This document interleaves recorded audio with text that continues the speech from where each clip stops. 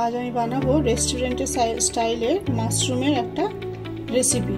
এই মাশরুমগুলো কিনে নিয়ে এসে এবার এইগুলোকে আমি কাটবো। কেটে নিয়ে বড় বলে আমি এটাকে 4 টুকরো করে নেব। 4 টুকরো করে জলের মধ্যে 2-3 বার ধরে ধুয়ে জলটা ফেলে তারপর আপনাদের 3-4 বার ধোয়ার ফলে দেখুন পরিষ্কার হয়ে গেছে। ভালো করে ধোবেন হালকা হাতে, বেশি রগড়াবেন না, তাহলে উপরে যেটা রয়েছে ওটা বাইরে বেরিয়ে যাবে। তো কালো কালো যেগুলো থাকে ওগুলো পরিষ্কার হয়ে যায় 3-4 বার ধোয়ার পর। পরিমাণ মতো অল্প নুন, হলুদ, লঙ্কা গুঁড়ো আর তেল। আপনারা এখানে তেলের বদলে বাটার দিতে পারেন, তাতে টেস্টটা আরও ভালো হয়। আমার বাটারটা গলানো ছিল না বলে আমি তেল দিয়েছি, করে রেখে দিয়েছি। এবার আমি মিক্সিতে কাজু, কিশমিশ, কাঁচা লঙ্কা ও 2টো বড় বড় টমেটো পেস্ট করে রেখে দেবো।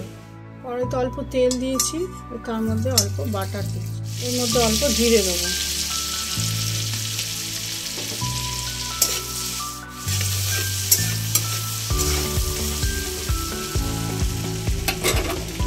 এর মধ্যে পেঁয়াজ কুচিগুলো দিয়ে দেবো।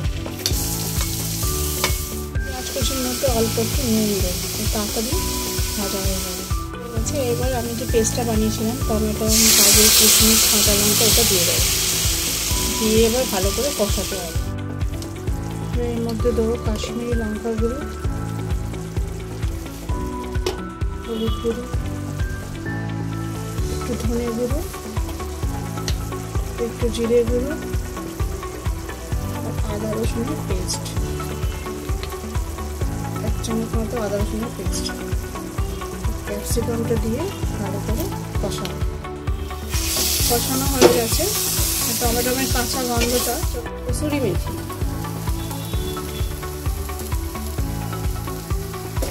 আর অল্প একটু চিনি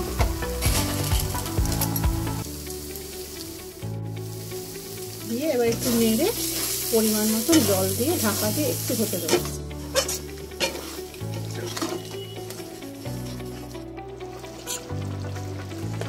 জলটা ফুটে উঠছে কিছুক্ষণ, এবার ম্যারিনেট করা মাশরুমটা দিয়ে দেবো, দিয়ে একটু হতে দেবো। নুন দিয়ে ম্যারিনেট করেছি বলে অত বড় মাশরুমগুলো একটু ছোট হয়ে গেছে, তাতে কোনো অসুবিধা নেই।